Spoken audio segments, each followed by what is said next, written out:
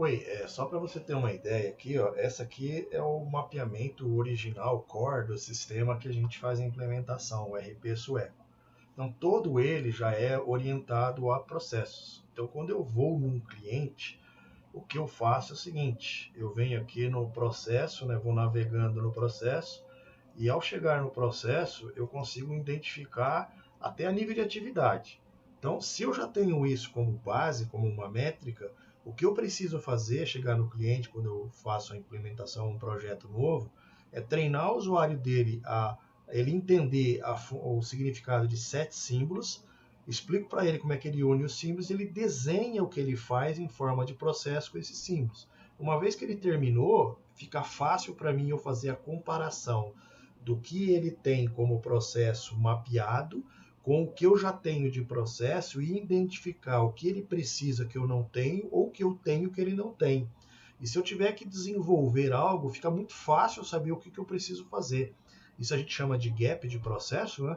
E fica mais fácil elaborar uma especificação, ele tem mais clareza do que ele precisa e a aprovação é assim, é quase certa porque ele já sabe assim, não, realmente eu já sei que eu preciso que você não tem e como que você vai me construir isso. Apenas para você ter esse entendimento da importância que a gente leva para as questões de mapeamento de processo. Outro ponto importante é que a gente está já, como a gente já faz documentação, a gente quer começar a colocar para futuramente dar treinamentos e especificações, ressaltar alguns aspectos da leitura. Então a gente criou assim uma informação como se fosse um quiz ou uma questão de eu faço uma pergunta e ele me responde da forma tipo drag and drop. Então se eu perguntar aqui, ó, qual o melhor time, né? Qual o melhor time? Só para você entender, o melhor time. Se eu colocar aqui, ó, seleção, seleção, Real Madrid, Real Madrid e o Barcelona, e eu digo assim, ó, eu quero que essas são as opções que ele tem. E se eu colocar lá que a resposta é a seleção, eu pedir para ele, então me gera essa questão. Quando ele me gerou essa questão, basta eu copiar esse resultado aqui para dentro da minha documentação que já vai estar valendo. O servidor já vai entender que aquilo lá é uma resposta que ele tem que fazer. Como é que ele dá? Se ele clicar aqui e arrastar, a resposta em vermelho está errado. Se ele colocar o Barcelona, está errado.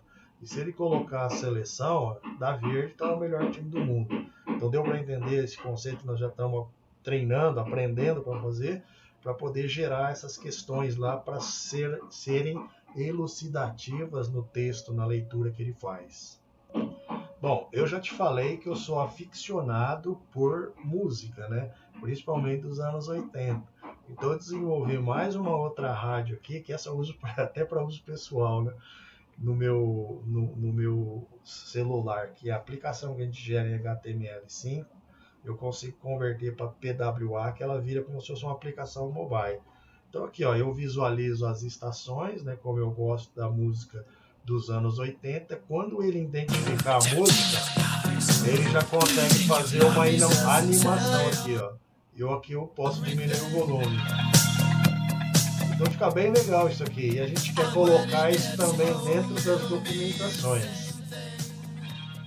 Outro aspecto importante é assim, para a gente reduzir a quantidade de textos digitados, é a gente associar aí links e traduzir esses links em um pop-up que demonstre através de um vídeo, né, que ele diz uma imagem, um vídeo, um áudio, para assim ressaltar e detalhar com maior grandeza sem precisar ficar escrevendo muita linha de texto.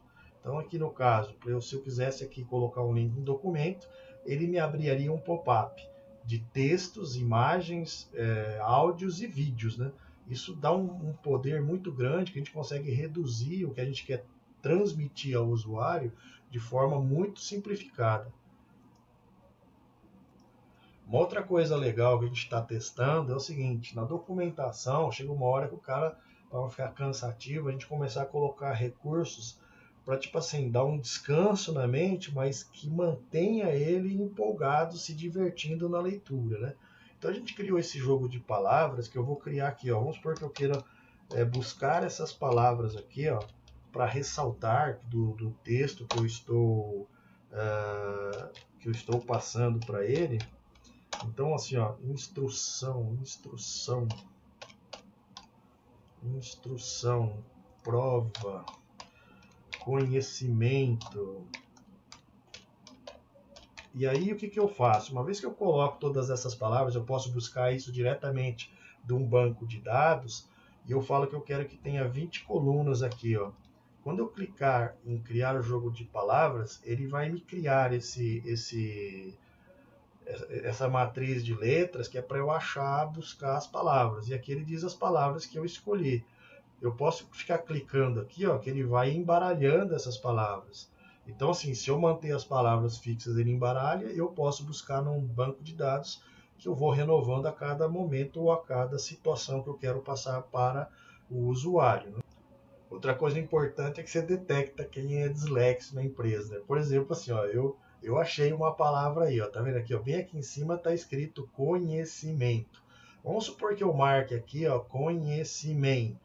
Ele não fez nada. E quando eu marcar conhecimento, ele acertou, ele me diz, ó, você acertou a palavra, e aqui embaixo ele já risca que fala, ó, falta mais 3 ou 4. E eu posso colocar até um timer aí para saber quanto tempo ele está levando para contar essas palavras. É só uma coisa assim adicional, que o objetivo é manter a leitura agradável e divertida, né? Não ser maçante apenas com texto e conhecimento, né? É apenas isso que a gente está criando esses elementos de HTML aqui. Tá, outra possibilidade é criar hotspot, que eu acho que eu vi no seu exemplo que você deu.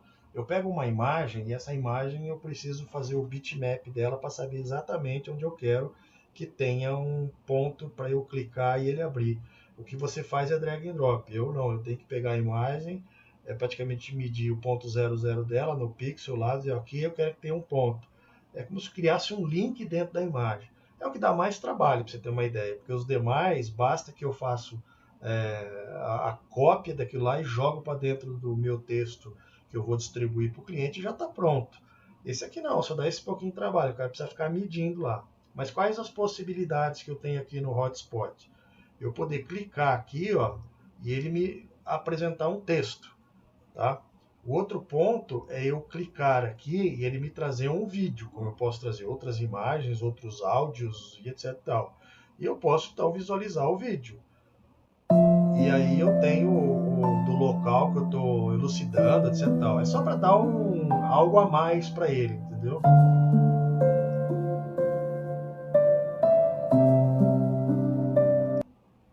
Tá? Outra possibilidade é eu associar uma imagem dentro de outra imagem. Isso é só as possibilidades que eu possa ter de criar o hotspot. Mas eu confesso para você, 99% eu não uso esse hotspot que dá mais trabalho para ficar achando a posição. O de vocês dá de 10-0 no nosso. Mas a gente tem como fazer, mas deixa esse de lado, tá? Outro elemento que nós criamos, que é muito legal, é a gente colocar entre uma instrução e outra, ou colocar dentro do sumário daquela instrução que nós estamos passando, é colocar um joguinho para ele, que é o joguinho tradicional quando eu era da época do meu colégio. Então eu posso escolher jogar contra o computador, o jogo da velha, né? Jogar com o computador, eu escolho uma posição, o computador escolhe outra. Eu escolho uma posição, o computador escolhe outra. Eu escolho uma posição, o computador escolhe outra. E assim sucessivamente, até terminar. Tá? E eu tenho também a posição de jogar contra outra pessoa. Né? Eu jogo aqui, alguém vai jogar aqui. Eu jogo aqui, alguém joga aqui. Eu jogo aqui e assim sucessivamente. Ok? Desculpa, apenas lembrando, isso aqui é só para dar uma diversão, para não ficar maçante o texto somente em leitura técnica. Tá? Eu lembro que você falou que você tem timeline. Nós também temos um recurso de timeline e eu posso criar eventos associados ao timeline, né?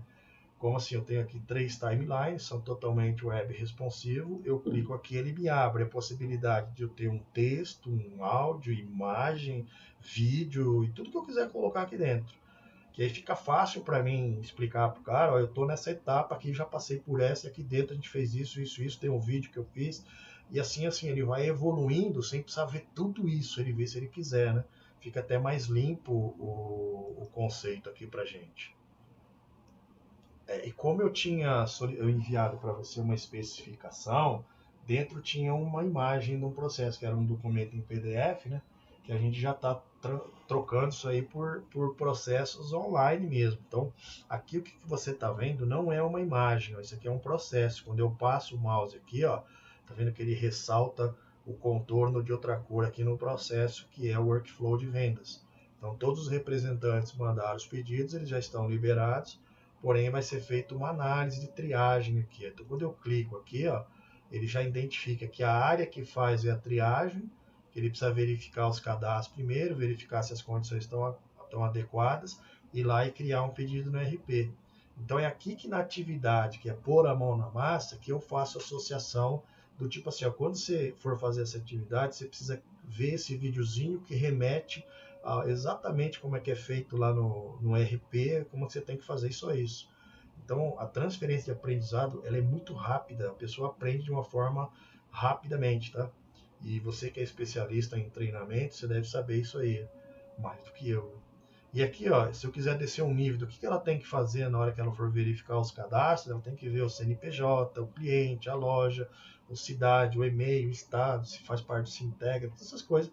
Eu textualizo isso aí de forma bem sucinta ali para ela saber e falar assim, ó, eu não posso deixar de fazer criar o pedido no RP sem antes ter verificado isso. Então, ou seja, o processo tem uma sequência, né, para não comer essas etapas aí. Outro ponto importante é quando a gente escreve texto, e para abreviar o texto, e ainda mais quando é texto que tem muita chamada de palavras técnicas, e tem pessoas que não têm o conhecimento do jargão técnico, a gente associar a uma referência externa. No caso aqui, só para você ter uma ideia, eu escrevi a palavra Jesus. Então, quando eu clicar na palavra Jesus, ele vai me remeter à Wikipédia, então ele vai me trazer o que é Jesus. Então, ou seja, eu não preciso detalhar o que é Jesus. Se o cara quiser saber, ele entra ali e está ali, porque já está pronto. E nas indústrias, como eu atendo nichos de mercados diferentes, eu não preciso me entrar, aprofundar permear nesses meios que é específico da área do cliente. O cliente já tem a referência dele, que ele pode transmitir esse conhecimento para os usuários dele, usuários chaves, sem ele precisar escrever muita coisa. Se o cara tiver interesse, ele vai aprendendo à medida que ele tiver interesse, tá bom?